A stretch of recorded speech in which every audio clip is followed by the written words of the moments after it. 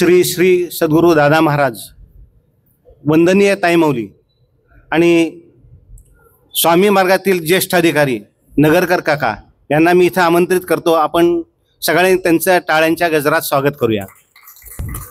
श्री स्वामी समर्थ. आज गुरुवार अर्थात स्वामीवार दिनांक 24 जुलै 2025. आज आषाढ अमावस्या आहे, ज्याला दिव्याची अमावस्या म्हणतात. असा हा सर्व बाजूनी आलेला हा उत्कृष्ट योग आणि आजच्या दिवशी ज्यांना ही महाआरती करायला मिळती ते अतिभाग्यवान. असा हा महत्त्वाचा मोठा दिवस, खूप भाग्याचा दिवस. आणि आजच्या दिवशी ज्यांना आरती करायला मिळाले त्यांना मी इथं आमंत्रित करतो. मोरेश्वर उर्फ अभि कुलकर्णी, त्यांना इथं मी बोलवतो. त्याचबरोबर शशिकांत चव्हाण आणि त्याचे कुटुंबीय इथे, त्यांनाही मी इथं आमंत्रित करतो. सद्गुरूंना मी विनंती करतो त्यांचा यथोचित सन्मान करावा. श्री स्वामी समर्थ महाराज की जय. मोरेश्वर कुलकर्णी हे आपल्या रेखाताई माऊलींचे चिरंजीव आहेत. शशिकांत चव्हाण. श्री स्वामी समर्थ महाराज की जय. आणि आता एक अनुभव इथं नांगरे साहेब सांगणार आहेत. मी इथं नांगरे साहेबांना आमंत्रित करतो. श्री स्वामी समर्थ. गुरुवार अण्णा महाराज, सद्गुरू दादा महाराज सांगतो. 10 दिवसापूर्वी मंगळवार होता. मंगळवारी मला एवढ्या उलट्या झाल्या की प्रमाणाच्या बाहेर, म्हणजे ते उभाच राहू शकत नव्हतं. आणि मंगळवारी मुलाचा पण ॲक्सिडेंट झाला, तोही त्याची गाडी स्लिप झाली होती आणि दोघंही एकाच टायमाला आम्ही हे होतो. आणि मग आता दिवसभर मी तसंच लिंबू आणि पाण्या याच्यावरती राहिलो. पण संध्याकाळी मित्रांनी माझ्या मुलाला दवाखान्यात घेऊन गेलो, पण मी दवाखान्यात काय मी गेलो नाही त्यांच्याबरोबर. काय म्हणलं, स्वामी आहे, स्वामी बघतील काय करायचं ते. नंतर ते दवाखान्यातनं जाऊन आलो. दुसऱ्या दिवशी मी तसंच लिंबू पाण्यात अगदी त्या पाण्यावरतीच राहिलो 2 दिवस. आणि गुरुवारी म्हणलं आपला दवाखाना श्री स्वामी समर्थ आरती व सेवा मंडळ पशीच आपला आहे आणि तिथंच आपल्याला जाऊन आपल्या दवाखान्यात जे काय असेल ते गारणे ते आणि दादासाहेब आहेत, दादा ते बघतील. आणि दादांनी जे काही सेवा सांगितली करायला ती पण त्यांनी मला सांगितलं नाही. मी त्यांना काही मागत नाही आणि त्यांना माहिती आहे मी त्यांना काही मागत नाही. म्हणून त्यांनी मला मुलाजवळ त्यांनी सेवा करण्यासाठी दिली आणि ती सेवा केली फक्त 1 रुपयात. आणि ती 1 रुपयात केल्यानंतर इतकं त्याचं म्हणजे सेवा केली आणि ते 2 दिवसात 3 दिवसात ती क्लिअर झाली. असे ते स्वामी नी करून घेतलं आपल्याकडनं. आणि सगळ्यांनी विश्वास आणि भक्ती ठेवा आणि सगळं स्वामी करून देते. स्वामी सद्गुरू आणि गुरु आणि शिष्याचं एवढं नातं आहे. गुरु आपण ते आपलं गुरुपदी दादा बसलेत तेव्हा त्यांनी मला जेव्हा वरती बोलवलं की गुरुपदावरती तुम्ही केलं, मला एवढं मनात भरभरून आलं. आणि हे गुरुसेवा हे 12 वर्षापूर्वी माझ्या पत्नीने तेव्हा घरी काय म्हणलं मी तिलाच बोलवतो ते अनुभव सांगेल.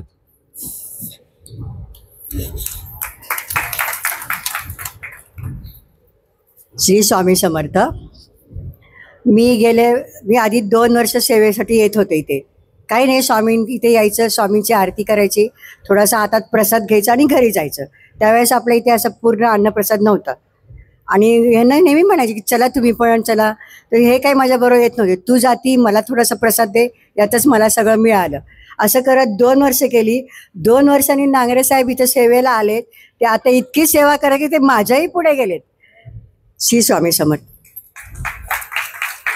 मित्र शशिकांत चव्हाण, त्याची कन्या सुप्रिया इथं तिचा अनुभव सांगते. सुप्रिया. श्री स्वामी समर्थ. 2च मिनटं घेईन मी. मला मागच्या 15 दिवसांपूर्वी म्हणजे गुरुपौर्णिमेच्या आधी असं स्वप्न पडलं की मी इकडे दर्शनाला आले आणि स्वामी खरंच तिथे बसले होते आणि त्यांनी फक्त माझ्याकडे बघून स्माईल केलं आणि मला म्हणजे मी स्वप्नातच माझ्या मिस्टरांना म्हणते की स्वामी आहेत, स्वामी बसलेत.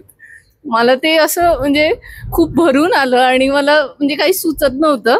आणि 2-3 दिवसांनी मला दादा महाराज दिसले आणि ते म्हटले की तुम्ही इथे येऊन बसा. आणि म्हणजे मी दादा महाराजांच्या शेजारी उभी राहूनच आरती करत होते असं मला स्वप्न पडलं. कदाचित मी बऱ्याच दिवस येऊ नाही शकत होते म्हणून मला हे सारखे स्वप्न पडत होते. आज मी आले, मला खरंच खूप छान वाटलं इथे येऊन. जय श्री स्वामी समर्थ. श्री स्वामी समर्थ महाराज की जय. श्री स्वामी समर्थ. माझ्या समोर पंढरपूरचे नीता कुलकर्णी ताई बसलेले आहेत तिथे, नीताताई कुलकर्णी. आणि आज जर गायन सेवा जर झाली तर फार छान वाटेल. जर त्यांना मी विनंती करतो की नीताताईंना कृपया आपण इथं गायन सेवा सादर करावी. श्री स्वामी समर्थ. श्री स्वामी समर्थ. उठा उठा स्वामी समर्था, उठा उठा स्वामी समर्था, ओवाळीते पंचारती, पंचप्राण घेऊन आले स्वामींच्या चरणी, पंचप्राण घेऊन आले स्वामींच्या चरणी. स्वामी समर्था, जय जय स्वामी समर्था, जय जय स्वामी समर्था, जय जय स्वामी समर्था. स्वामी समर्था, जय जय स्वामी समर्था, जय जय स्वामी समर्था, जय जय स्वामी समर्था. जगाच्या कल्याणासाठी संतांची विभूती, स्वामी समर्थांच्या पायी येतसे प्रचिती.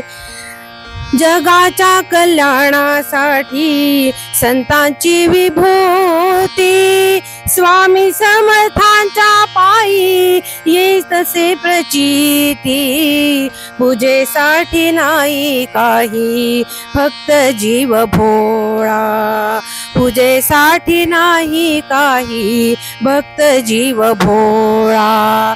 पामर या भक्तासाठी, पामर या भक्तासाठी व्हावे कृपा मूर्ती.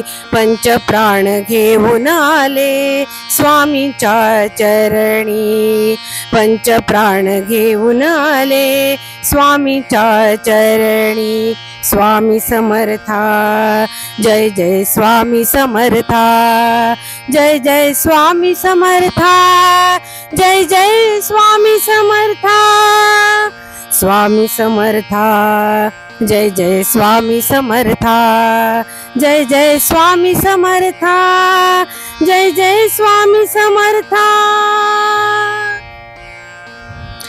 देह आज विरुनी गेला स्वामी तुम्हा पुढती, मूर्तिमंत पाहिली मी जगणारी मूर्ती.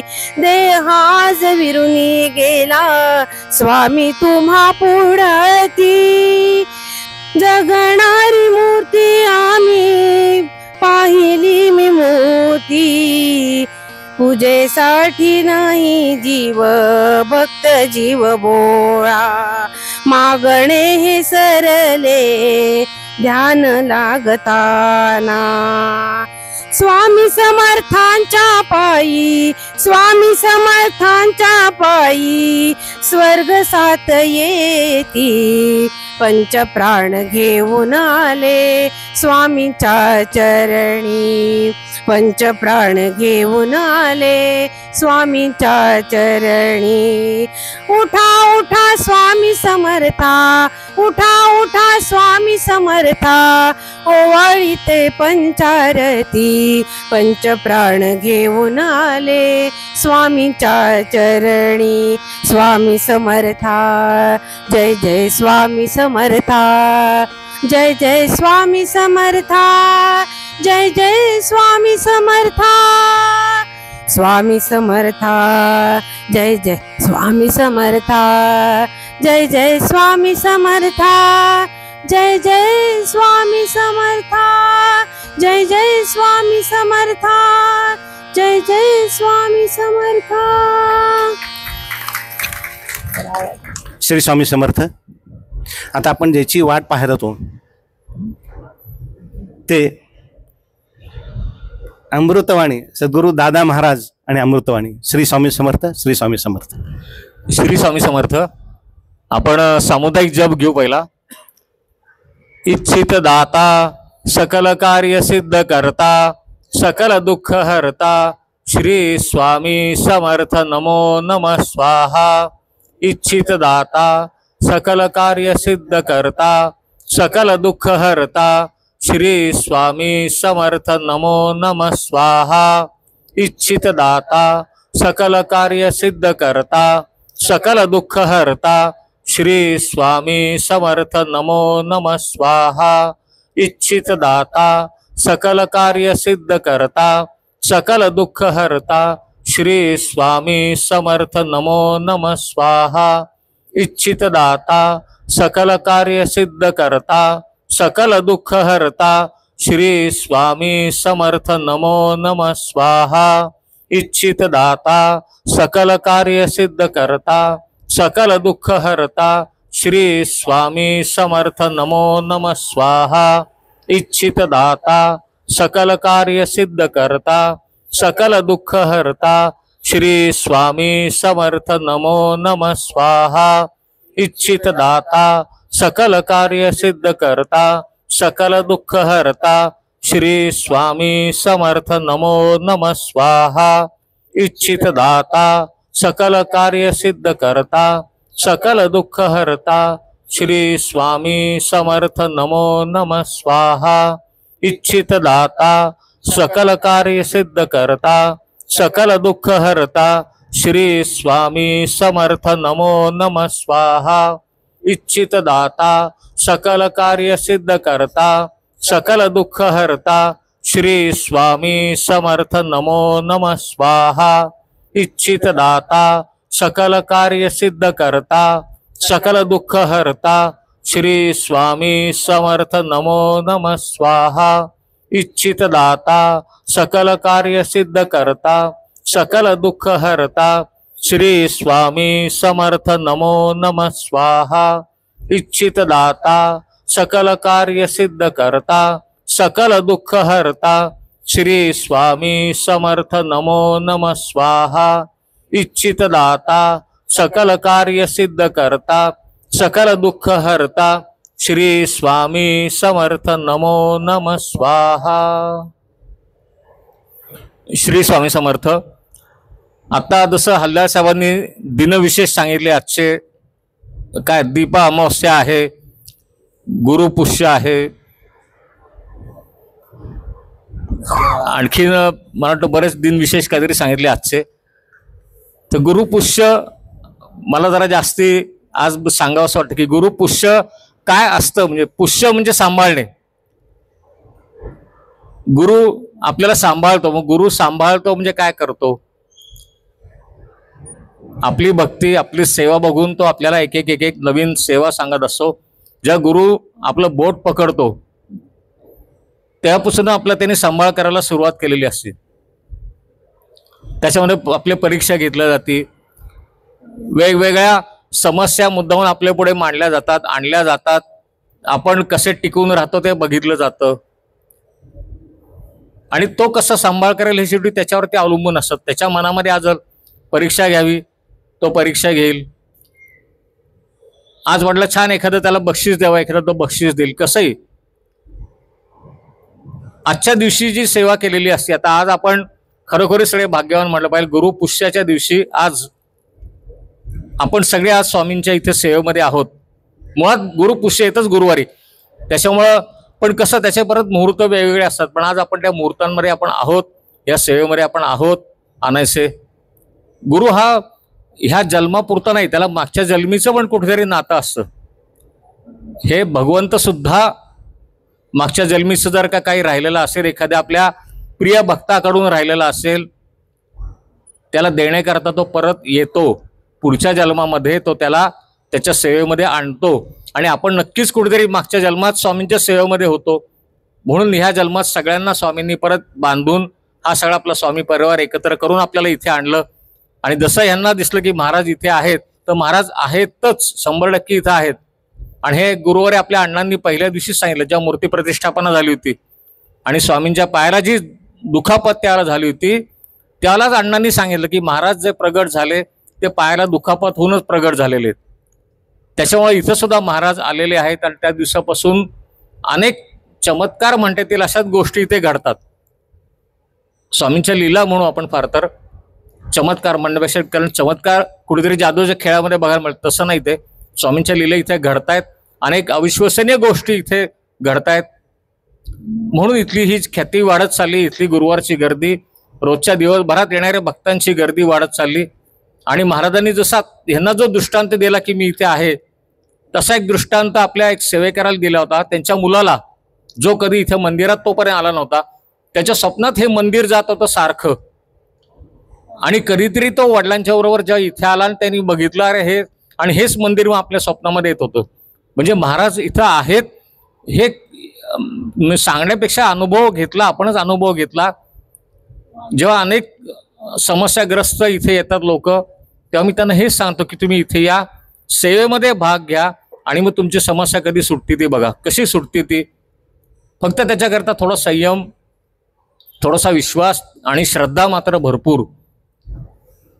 इथं हे आहेत महाराज, इथं एकदा मानलं, त्याच्यामध्ये बरेच वेळेला आपण काही काही अगदी छोट्याशा सेवा सांगतो. बाकी आपल्याकडे इथे मंदिरामध्ये जास्ती काही मोठं कुठलं कर्मकांड होत नाही, कुठे होम हवन असं काही होत नाही.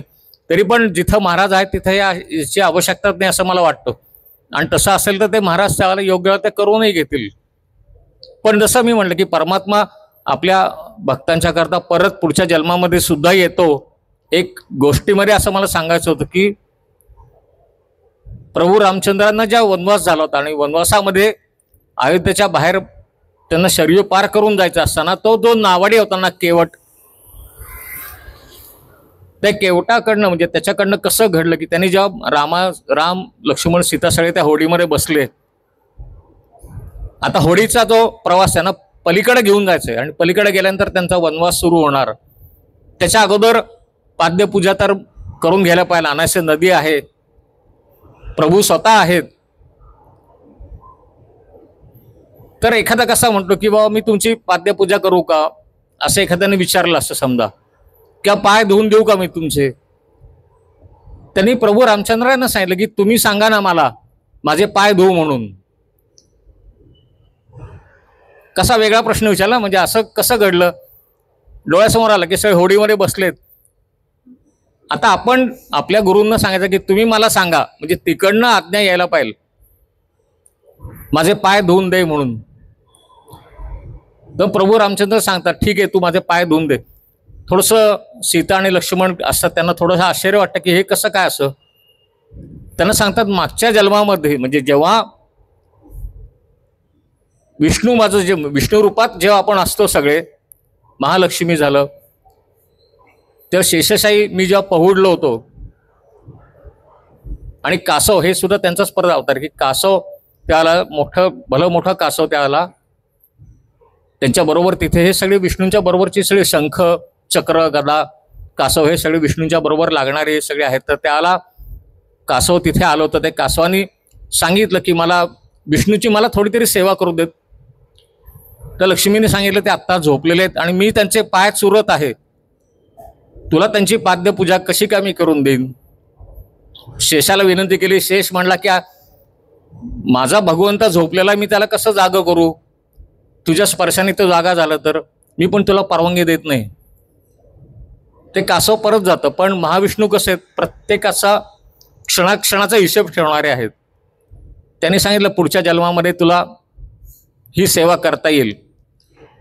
आणि पुढच्या जन्मात जेव्हा ते परत आले प्रभू रामचंद्र बनून, तेव्हा हा केवट जो होता तो केवट, ते कासव त्याला त्या केवटाचं रूप मिळालं.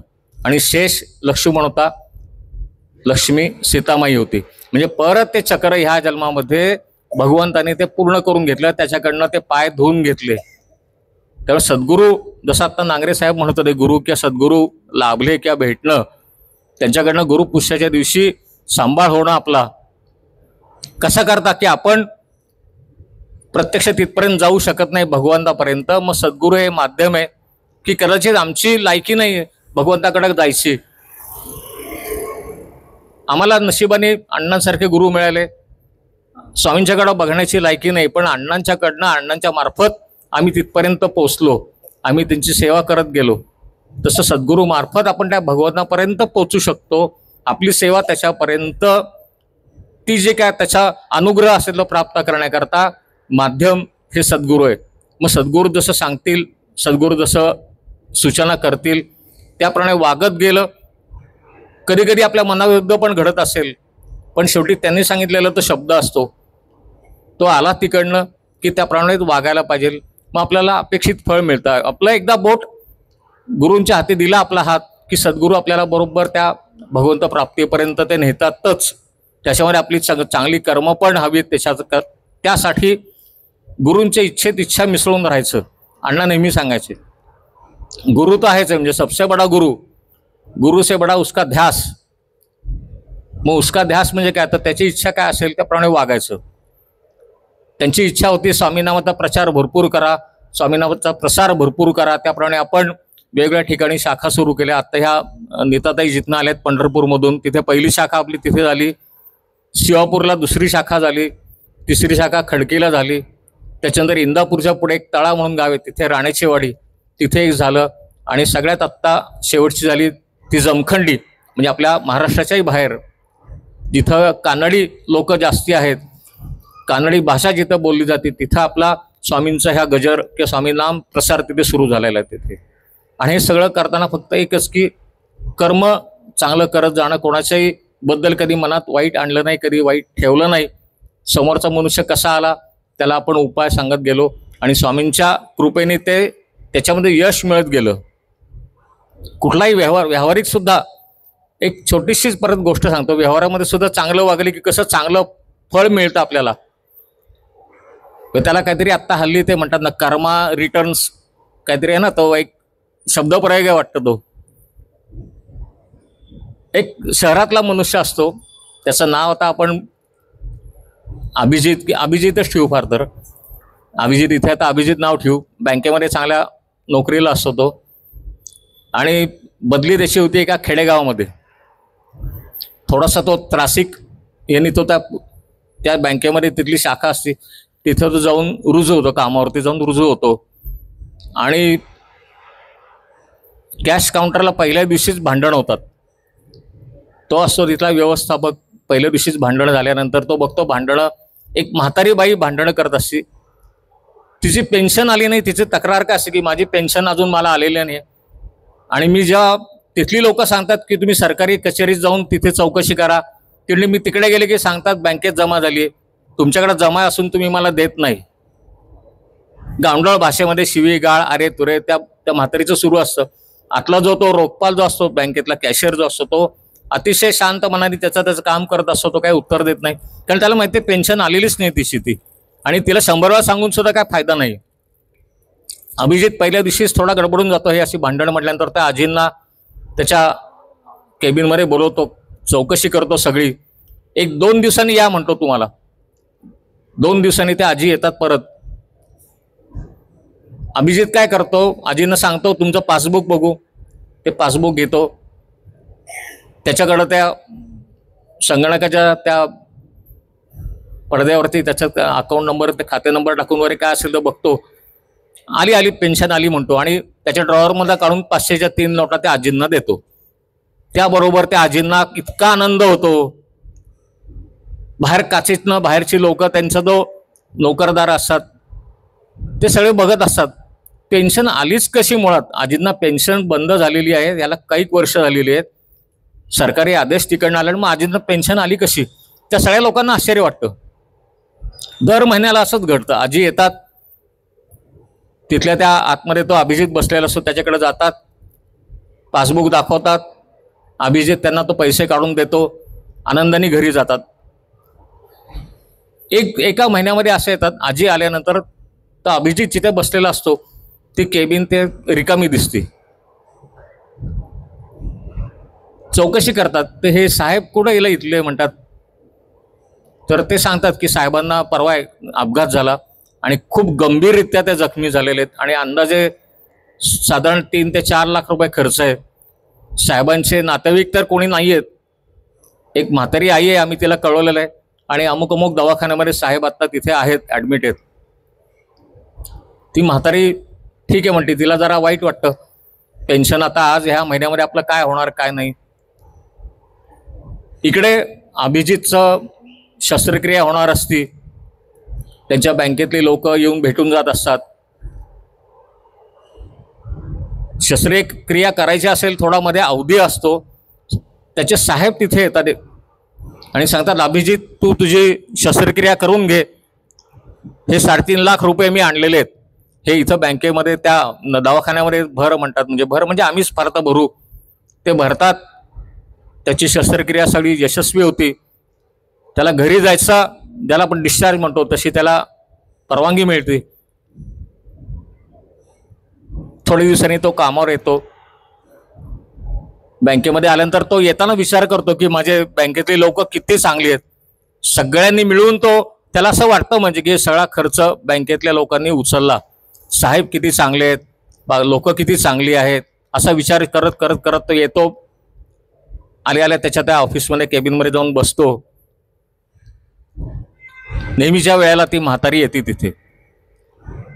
म्हातारी येते, ती त्या अभिजितच्या गळ्यातच पडती रडत रडत एकदम. अभिजितला कळत नाही असं काय झालं म्हणतो. तो म्हणतो म्हातारे काय झालं रडायला. तिला कुठले ते अश्रू थांबता येतो तिचे. ती आपली धाय मोकळून रडत असते अक्षरशः. सगळं मन तिचं मोकळं करते. आणि मग साहेब येतात पाठीमागनं. साहेब सांगतात अभिजित जेव्हा तू आलास, जेव्हा हिला कळलं तुझा अपघात झालेला आहे आणि हा अपघात झाल्यानंतर आम्ही तिला सांगितलं, ती पैसे मागायला आली तर तिला सांगितलं तुझा साहेबाला अपघात झालाय आणि तुझी पेन्शन बंद होऊन म्हातारे बरेच दिवस झाले. तो साहेब त्याच्या खिशातले पैसे देत होता तुला. चांगलं कर्म. अभिजितला पगार चांगला होता, ठीक आहे 1,500 रुपये गेले त्याच्यातनं, त्याला काही फरक पडत नव्हता. पण त्या म्हातारीला खूप समाधान मिळत होतं त्याच्यातनं. आणि मग ती म्हातारी म्हणती की अरे बाबा तू माझ्याकरता ओळख पाळख नसताना तू मला इतके पैसे देत होता दरमहा, माझी पेन्शन बंद झाली, मला साहेबांनी सांगितलं, मग मी तुला असं कसा वाऱ्यावर सोडीन. माझ्या लेकरासारखं तू मला जपलंस. मग अभिजितला कळत नाही काय झालं. परत साहेब मध्यस्थी करतात. अरे अभिजित म्हणतात जसं आम्ही त्या बाईंना सांगितलं की असं असं तू तिथे अपघात झालाय आणि तिथे पैसे भरायचे, त्या बाईने घरात होतं नव्हतं तर सगळं सोनं नाणं चांदीच्या वस्तू सगळ्या एका फडक्यात बांधून आमच्या पुढे आणल्या, त्या आपल्या बँकेमध्ये आपण गहाण ठेवल्या.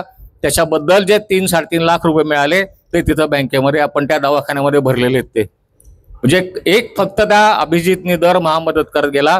त्याच्याकरता ती म्हातारी घरातलं सगळं सोनं नाणं घेऊन आली. जे काय असेल किडीक मिडूक सगळं तिने आणलं होतं. त्याच्यातनं 3-3.5 लाख रुपये उभे राहिले आणि ते तिने अभिजित करता दिले.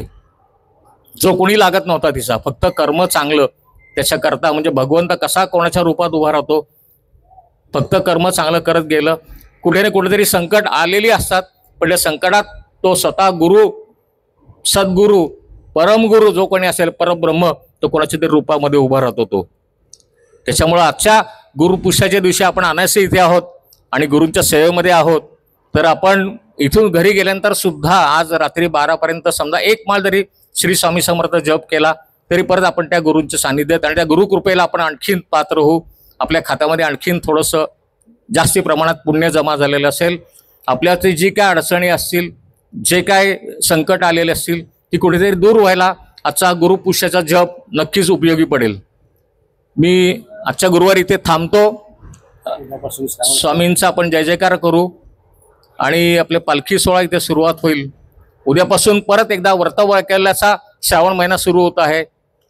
एक छोटासा जरी कुठे संकल्प केला, संकल्प कुठले मोठे आवाढव्य करू नका, फक्त बाबा रोज एक माळ श्री स्वामी समर्थ जप करीन असं जरी केलात आपण तरी उद्यापासून महिनाभर हा पुण्याचाच महिना आहे. श्रावण महिना येतो, तो श्रावण आणि मार्गशीर्ष, त्याच्यामध्ये जेवढी गुरूंची सेवा आपण करू तेवढी आपल्याला हवी असते.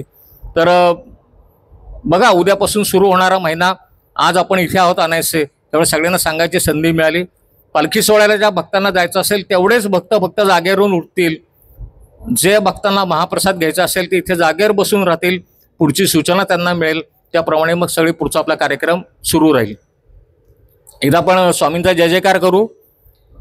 जय जय श्री स्वामी समर्थ. जय जय श्री स्वामी समर्थ. जय जय श्री स्वामी समर्थ. जय जय श्री स्वामी समर्थ. जय जय श्री स्वामी समर्थ. जय जय श्री स्वामी समर्थ. श्री स्वामी समर्थ. अण्णा महाराज की जय. स्वामी